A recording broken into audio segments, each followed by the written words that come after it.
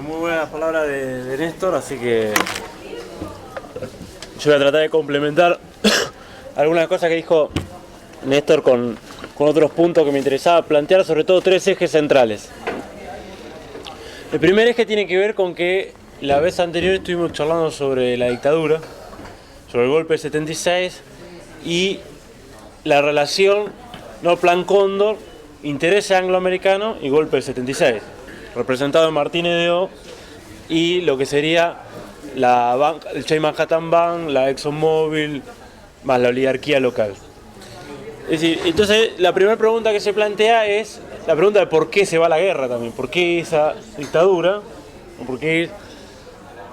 Y se vierten de distintas hipótesis al respecto o distintas respuestas, ¿no? Desde que Galtieri estaba borracho, ¿no?, a una cuestión de perpetuar el poder de la dictadura en una situación de declive, que algo de eso evidentemente hay.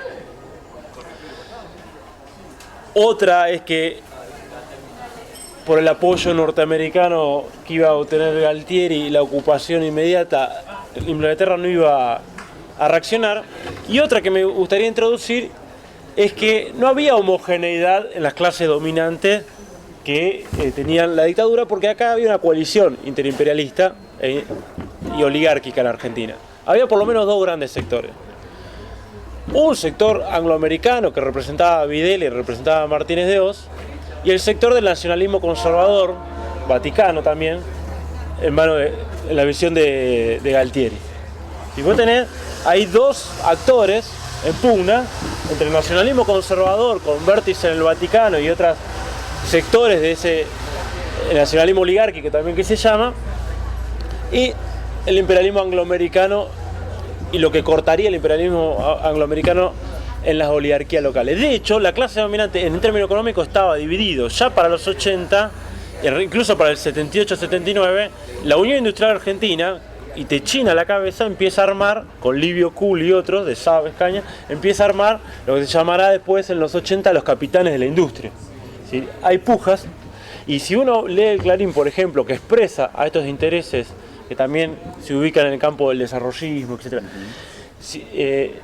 Estos intereses ya en el 77-78 discute el programa económico. No discute ir contra el proyecto nacional popular latinoamericano, no discute ir contra el proyecto revolucionario, no discute disciplinar al pueblo organizado que vertebraba otro proyecto del país, pero sí discute las alternativas, ¿no?, entre un desarrollismo conducido por varios de estos intereses, por la Fiat, por Sá Escaña, por Techín, por etcétera, el conjunto de capitales de la industria.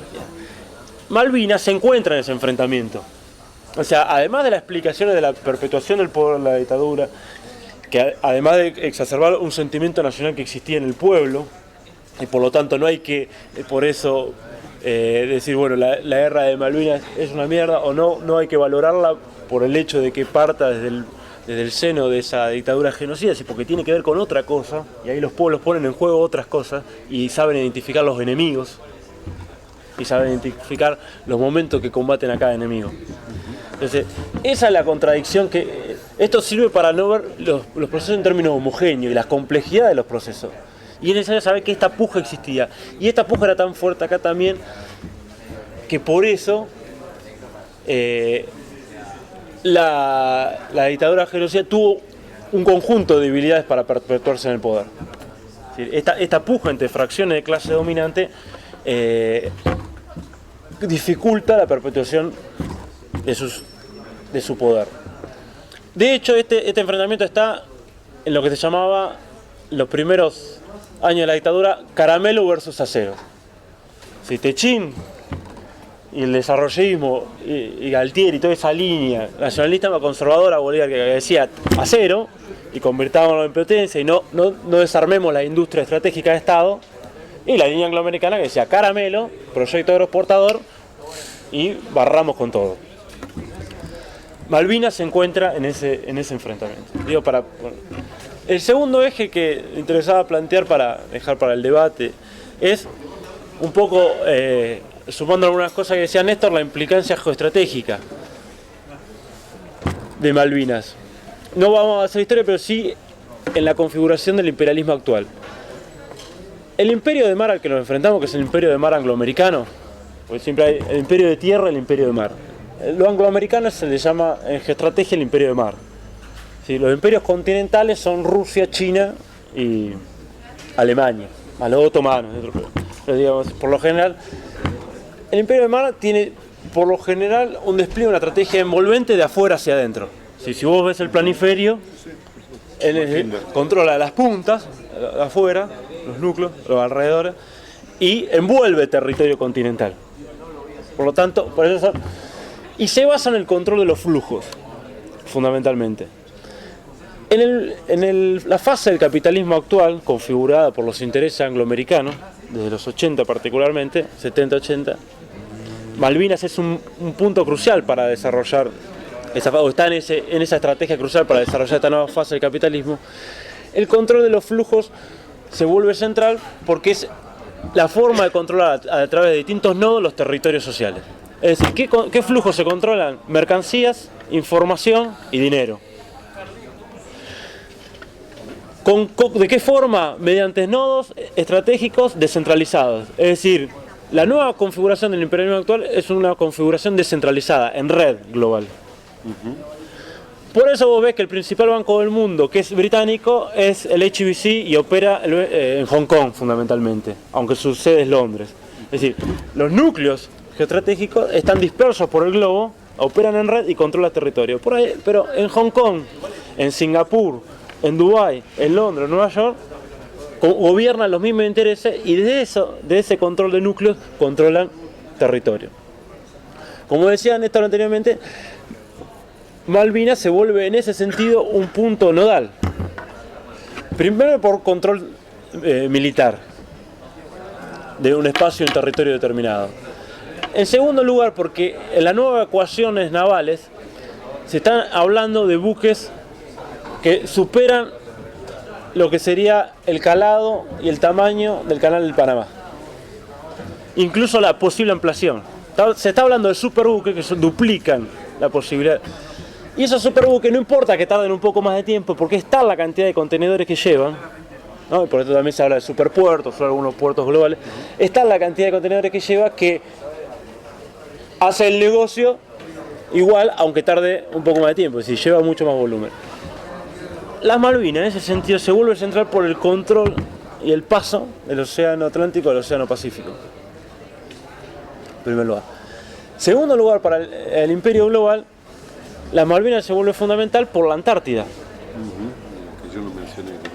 Sí, porque en la disputa ya se largó la disputa por el Ártico, donde ya empiezan los primeros tiroteos entre Rusia y los intereses angloamericanos.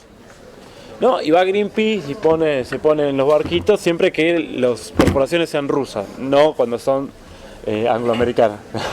Sí. De los barquitos de Greenpeace. Qué notable, ¿no? No, sí, siempre coinciden con un mismo. Entonces, el Ártico. Ahora, ¿por qué? Porque si nosotros empezamos a tener guerras del agua, recordemos que la Antártida es la principal reserva de agua dulce. La biodiversidad y la cantidad de minerales que en la Antártida es otro elemento fundamental, más el petróleo. En tercer lugar, la riqueza ictícola del mar argentino es una riqueza ictícola más grande del mundo. ¿Por qué? Por el cruce de la corriente del Brasil y la corriente de la Antártida. Es decir, la corriente fría y la corriente cálida producen ahí una cantidad de riqueza de plancton. Solamente la corriente de Malvinas. Claro, la corriente de Malvinas, que no me salía, que casualmente se llama así. Produce una riqueza que hace la riqueza ictícola, con lo importante que hoy es otra de las guerras centrales de los alimentos. El control del agua, los alimentos, la energía. Malvinas está ahí en medio de un montón de recursos minerales, petróleo, alimentos, ¿no? Y el control del mar, es decir, el control del flujo. No se debe descartar la hipótesis que Malvinas en 50 años sea una city financiera. No lo es ahora. No lo era Dubái, hace 50 años había solo arena. Pero decidieron que ella tenía que ser la city financiera que controla el Golfo, ¿no? O sea, se armó como city financiera para controlar el Golfo Pérsico, donde sale, además de ahí por el estrecho de Hormuz, el 40% del petróleo mundial que se exporta y se consume. Entonces, porque los imperios piensan de acá 50, 100 años. Entonces, y el modelo, la nueva territorialidad del imperialismo global es a través de núcleos, de nodos centrales que controlan a través de distintas cities financieras, portuarias, informáticas. Entonces, eso se vuelve central. ¿Por qué entonces Malvinas hoy, que es el tercer eje que a nosotros nos convoca? Una, porque nosotros necesitamos ir en Latinoamérica para construir soberanía contra las 74 bases extranjeras que tenemos. Porque es la forma de... Nosotros si no somos un pueblo ocupado. Nuestra soberanía es fallada, no solo por la situación neocolonial, sino porque somos pueblo ocupado. Tenemos 74 bases extranjeras. Una de cuyas principales es, como bien lo decía Néstor, Malvinas, es decir, la base de la OTAN. Entonces, eso se vuelve fundamental. Donde los de 3.000 personas que hay, 2.000 son militares. Miren si no es importante. Es una base de puta madre. Es, claro, flor de base. Entonces, técnicamente hablando, es una base de puta madre. Dos, por nuestra necesidad de integración territorial. Argentina es un país marítimo, no es un país terrestre. Nosotros nos vendieron de chico en la enseñanza neocolonial que nosotros somos un país con mucha tierra. En realidad somos un país con mucho más mar que tierra.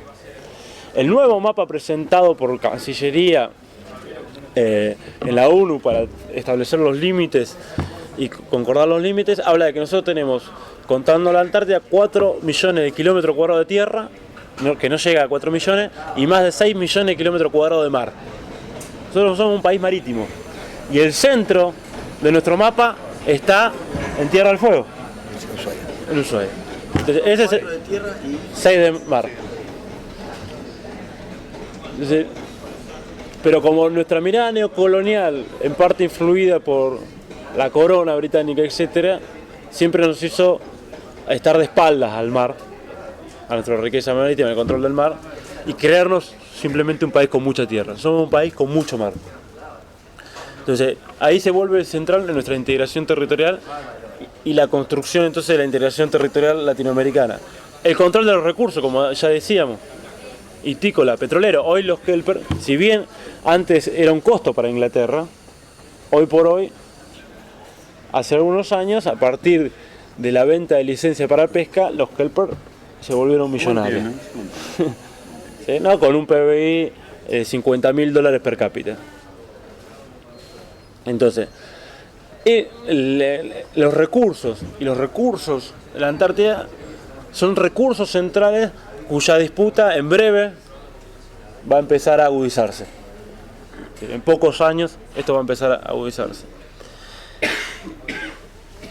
Nosotros necesitamos entonces para eso, y el tercer eje, construir relación de fuerza. Y para construir relación de fuerza es necesario volcar la mirada a esta necesidad, a esta mirada malvinera, por así decirlo. Hay un ejemplo bien concreto. Hace años que se licitaron en el astillero Río Santiago la construcción de 4 POM, patrulleros oceánicos multipropósito. Sí, para hacer, que están encargados. Por distintas internas, operaciones, valijas de por medio, intereses cruzados, los patrulleros oceánicos multipropósito no se hacen. ¿Qué nos permiten los patrulleros oceánicos multipropósito? Empezar a ejercer soberanía sobre nuestro mar. Aunque sea no sobre los 6 millones de kilómetros cuadrados, pero sí sobre lo que ya tenemos, que ni siquiera ejercemos soberanía sobre ahí. Eso es empezar a presionar en términos concretos, empezar a rodear en términos concretos a Malvinas y presionar para recuperarla. Digo, como una de las tantas formas. Claro, tomárselo en serio. Es empezar a decir, tener presencia en el mar. Empezar a hacer ejercicios. Empezar a controlar los pesqueros. Empezar a controlar... Es empezar a tener presencia. Nosotros tenemos que construir relación de fuerza. Una, como decía Néstor, a través de ponerlo como cuestión latinoamericana y como integridad del territorio nacional latinoamericano. 2, a través de presiones concretas. 3, a través de la conciencia popular. Creo que si nosotros logramos esto, en un contexto de ascenso de un bloque de poder regional, que estamos en presencia de ascenso, y de aumento, de ascenso de la conciencia popular, podemos librar en condiciones favorables una futura batalla por Malvinas, que probablemente no sea el escenario principal el militar. Pero si no, nosotros no producimos y no empezamos también a poner en crisis esa mirada angloamericana que nos impuso lo antimilitar como lo progresista. Si no ponemos en crisis eso, se va a hacer muy difícil que podamos desarrollar un proyecto de soberanía. San Martín era militar, Bolívar era un militar, Perón era un militar, digamos, Chávez es un militar. El infantilismo de cierta clase media progre, ¿no? Que asimila lo militar y la guerra como lo reaccionario, lo conservador. Facho. Eso es parte de la mirada neocolonial que nos impusieron. Porque ellos saben que si nosotros, aunque sea, no empezamos a recuperar nuestra capacidad de defensa, nuestro ejercicio real de la soberanía sobre nuestro mar, nuestra industria estratégica de Estado, porque aparte después de uso civil y desarrollador de la soberanía y te desarrolla la economía y la industria de alto valor agregado. Porque si ellos utilizaron a los militares para hacernos mierda una vez que coparon las Fuerzas Armadas con la doctrina de seguridad nacional, después son lo mismo que destruyeron las Fuerzas Armadas porque sabían que eso es peligroso. Entonces nosotros necesitamos recuperar esa conciencia, es decir, descolonizarnos. El discurso acerca de lo militar, acerca de lo de Malvinas, acerca, como decía Néstor, los chicos que fueron a pelear, que fue un pueblo que se levantó a pesar de que muchos traicionaron. Justamente la desmalvinización buscó que no se diferenciaran las cosas. Exactamente. Entonces, eso me parece que es cosa importante para debatir, para poner en la cuestión Malvinas. O sea, bueno, eso era lo que yo quería. Muy bien.